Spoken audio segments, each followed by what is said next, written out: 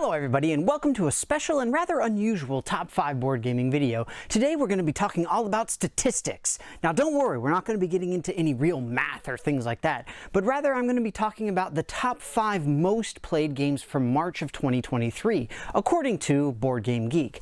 So this is kind of an interesting thing because on BoardGameGeek, one thing that you can do after you make a username, have your collection, all that kind of stuff, is you can record plays. You can say, I played this game at this time on this day, I played with these people, I won, I lost, I have this rating, whatever it happens to be. There's all sorts of stuff that BoardGameGeek tracks, and if you know how to use the API, you can get all of that data. The thing is that obviously this is relatively biased to people who keep track of that information. A lot of people, including myself, don't bother recording plays, but it's still kind of interesting to take a look at and see what people are up to by and large, or at least of the people who record what they're playing. So with that said, as always, let me know anything and everything you all think in the comments below. Again, BoardGameGeek has a ton of statistics on it, and I'm curious if you all would be interested in hearing about anything else regarding it, or if you just don't really care.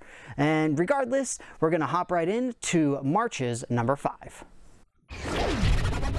At number 5, we've got Dune Imperium. So this is a much heavier game compared to some of the others that are on the list, but it's a great game, it's wonderfully well done, and of course has the movie tie-in.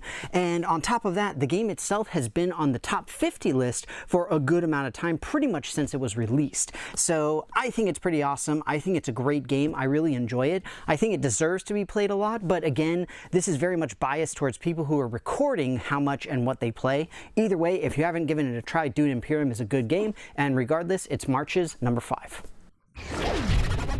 At number 4, we've got Azul, a game that definitely has a huge amount of staying power. Effectively, ever since this game was released, it has been on the top 50 of the most games played, and it's understandable to see why. This is a great introductory game. It's got a good amount of strategy to keep the meatiness with it, but at the same time, it's not only extremely easy to learn, but it's very aesthetically pleasing.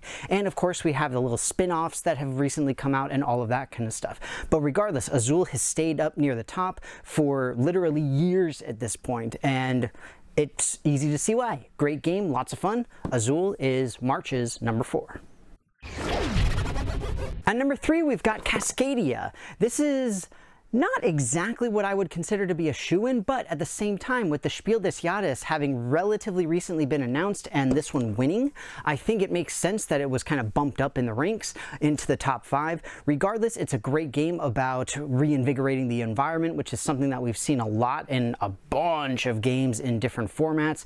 And regardless, it's a good game, it's a fun game, and again, it's about people saying, yes, we're playing this, yes, it's a good game. So that said, Cascadia is March's number 3.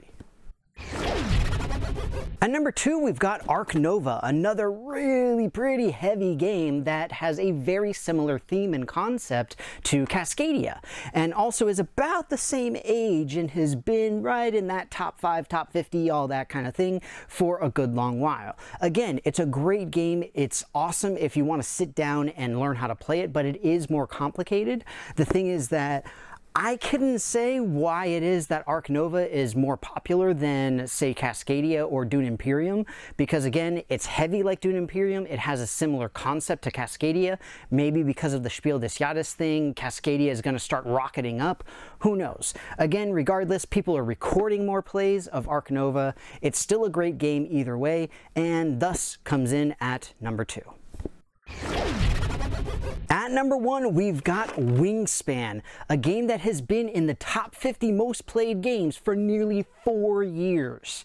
That is to say, since it was released. Obviously, when this game came out, it took the entire gaming world by storm.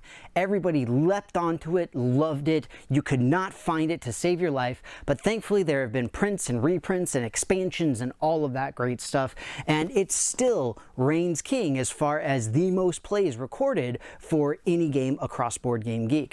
I think that it's a fairly deserving game of it. I think it's great. I love the fact that it has a scientific leaning to it, and you can actually learn something about it, on top of the fact that you've got great mechanics. So with that, Wingspan is the number 1 most played game, according to BoardGameGeek, in March. Well, everybody, that's going to be it for me. I hope that you enjoyed this video on the top 5 most reported plays of games for March of 2023. A couple of things to note here. First and foremost, like I mentioned at the beginning, this is only games that were reported as being played on BoardGameGeek by the users. So we're seeing a lot of relatively popular mass market games primarily, as opposed to some of the more niche things. Not to mention the Kickstarters that are starting to really roll out are starting to climb the ladder as more and more people get them and are wanting to play them. Another thing to note as well is that if you look at the voting, or not voting, but the number of plays differences, they become huge in that top 5.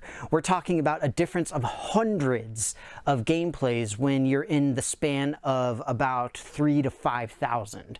It's a pretty drastic difference, and so I'm curious, first off, do you all care about rankings like that? Does it matter to you what other people are playing or recording what they're playing? Or do you just do your own thing? I know for me personally, I do my own thing. I don't care what other people like, but that doesn't mean if a popular game is good, in my opinion, I'm not going to get it and I'm not going to play it.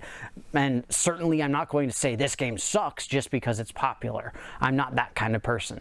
But that said, thank you so much again for watching. I hope that you enjoyed it. As always, once again, please take a look at the comments and put stuff in the comments about what you think of this. And if you haven't done so already, take a look at my social media pages where you can interact with myself and my channel in a bunch of fun ways. But with that, thank you so much again for watching. Hope you enjoyed it, and I will see you next time.